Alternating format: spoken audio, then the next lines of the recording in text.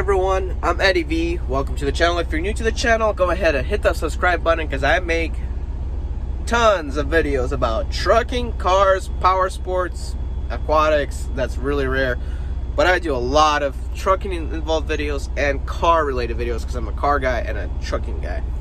Anyway guys, let's continue with the video.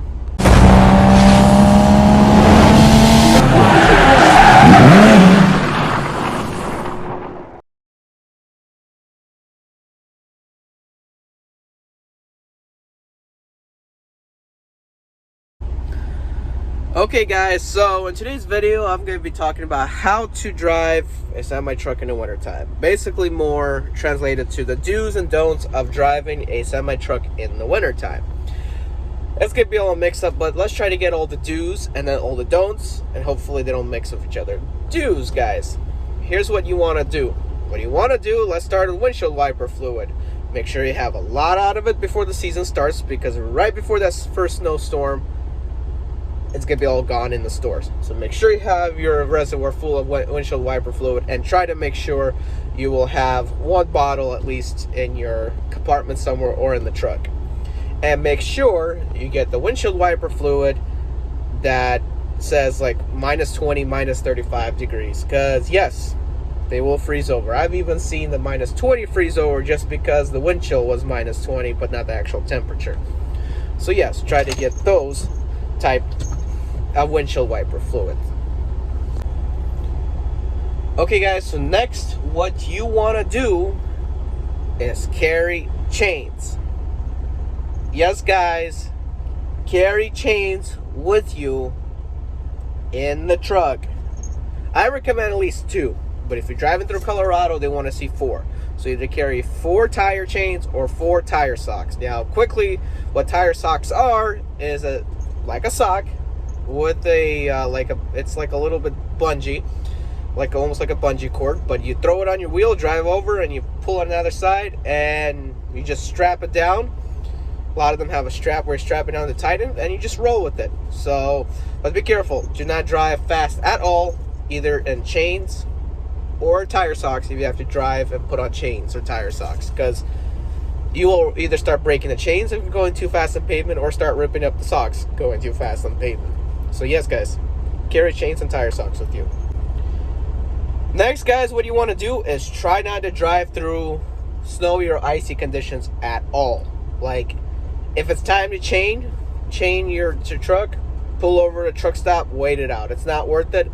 Most of the time, in my experience, I've never chained, but every time I chained, I went over to the truck stop and waited it out, because in about literally 10 minutes after I got to a truck stop in Oregon one time up there by, I think it's Cabbage Hill as they call it,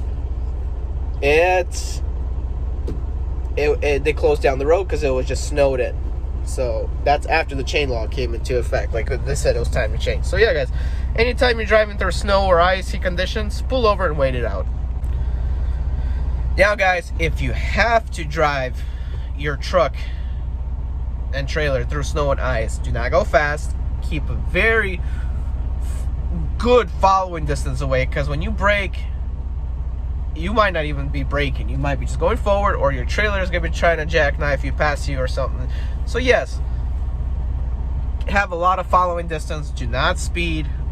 If it's really snowy, don't even push it. Just keep with the flow. And if you're going slower than the 45 miles an hour and it's snowing out there, just throw out your 4-way flashers, because other drivers will know to slow down and not bump into you. So yes, that's how you drive in the wintertime. Also guys, when you drive in the wintertime, do not turn on your cruise control. Like in terms of if you see snowy and icy conditions, do not turn on your cruise control. If you use cruise control, what happens is when it starts to slip, a lot of the trucks don't have traction control. Now the newer trucks do, but I'm going to explain why that one's dangerous too. So basically it's going to keep spinning, and because it keeps spinning, it will basically could jackknife you, because it's going to keep spinning and mess things up. Now about automatic trucks, guys, if you have an automatic truck, try to drive in manual mode in your automatic truck during snow, because you should be in control of the vehicle, of which gear to put it in icy and snowy conditions, not the computer. Because what happens is, a lot of times these automatic trucks, they'll upshift by 2 or 3 gears, and then you're pushing on the throttle to have more speed or whatever you're trying to do, or spin out somewhere, or just keep a steady pace, what it's going to do is going to keep upshifting or downshifting on its own. What that's going to happen is when it engages the clutch back in, chances are,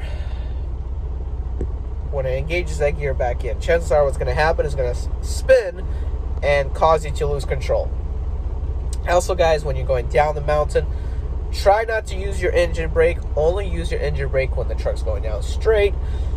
And also, do not brake too hard when you're in the snowy conditions on the mountain. When you're at the top of the hill, make sure you start down the hill slower than even what you go down it in the summertime, because you don't want to go too fast, and then you have to brake, and then you jackknife. So that's how you drive in the wintertime on a truck.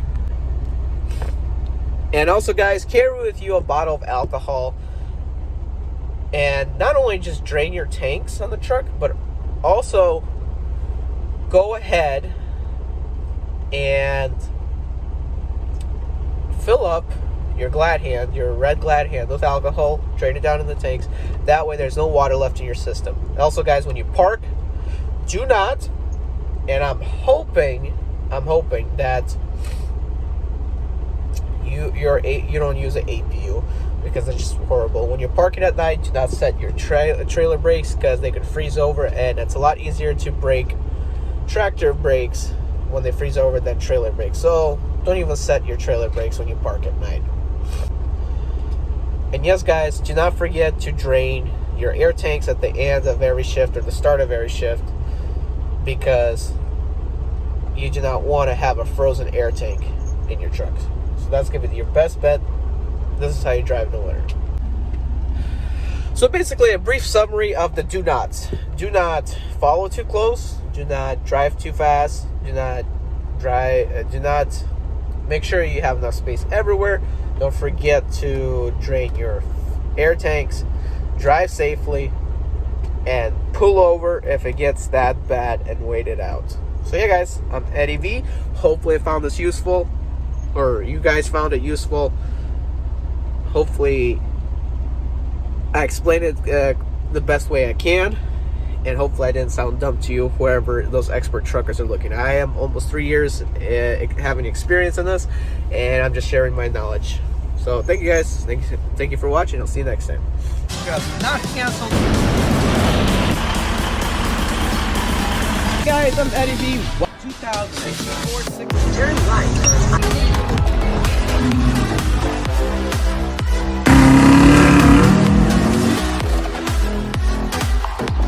This particular package, drive an attempt on the 6 Series.